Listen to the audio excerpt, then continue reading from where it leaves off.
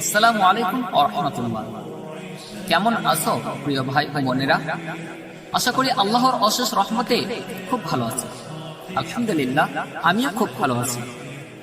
আসছে সামনে 14 ফেব্রুয়ারি। না জানি সেই দিনে কত বোন ও ভাই তার নিজের ইজ্জত হারাবে, নিজের ইজ্জতকে বেঁচে খাবে। কেউ নিজের বয়ফ্রেন্ডের সাথে, কেউ কারোর গার্লফ্রেন্ডের সাথে। তারা আল্লাহর অবাধ্যতায় লিপ্ত হবে, খারাপ কাজে লিপ্ত হবে, গুনাহার কাজ করবে। চলুন সেই ভাই ও বোনদেরকে সম্বোধন করে কিছু বাস্তব কথা বলি। খাস করে আমার প্রিয় বোনদেরকে দুটা কথা বলি। প্রিয় বোন, একটা কথা মনে রাখবেন, পুকুরের পানি সবাই ব্যবহার করে, কিন্তু সবাই পান করতে চায় না। আলু সবার সাথে মেশে, কিন্তু সবাই খেতে পছন্দ করে না। মিষ্টির দোকানে এমনিতেই মাছে অনেক থাকে, এটা দোকানদারের অ্যাটিটিউড না। খোসা সহ একটা কলার দাম 5 টাকা, কিন্তু ওই কলাটার খোসাটা যদি খুলে ফেলে দেওয়া হয়, তখন ফিরে দিতে চাইলেও আর কেউ নিতে চাইবে না। তখন সেটা মশা ও মাছির খাবার হয়ে যাবে। প্রিয় বোন, আমি এটাই বলতে চাইছি যে তুমি তোমার দেহকে পুকুরের পানির মতো করিও না, যে সবাই ব্যবহার করে চলে যাবে। তুমি তোমার মনকে আলুর মতো করে দিও না, যাতে সবার কাছে মিশবে, কিন্তু সবাই খেতে পছন্দ করবে না।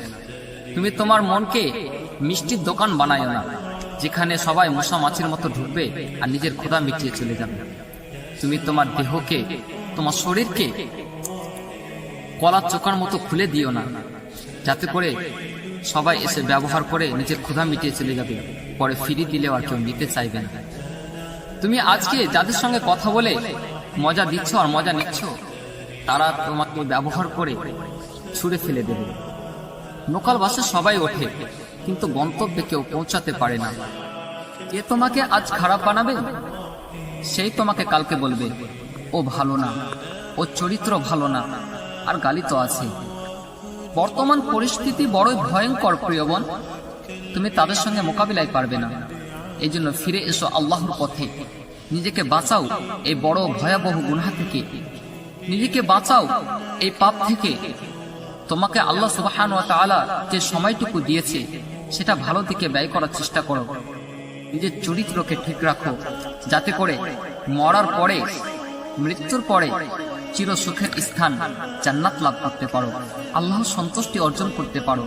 আমি শেষের বেলায় দোয়া করব, আল্লাহ সুবহানাহু ওয়া তাআলা যেন আমার প্রত্যেকটা যুবক ভাই এবং বোনদেরকে এই গুনাহ থেকে হেফাজত করে। আমিন। আসসালামু আলাইকুম ওয়া রাহমাতুল্লাহ।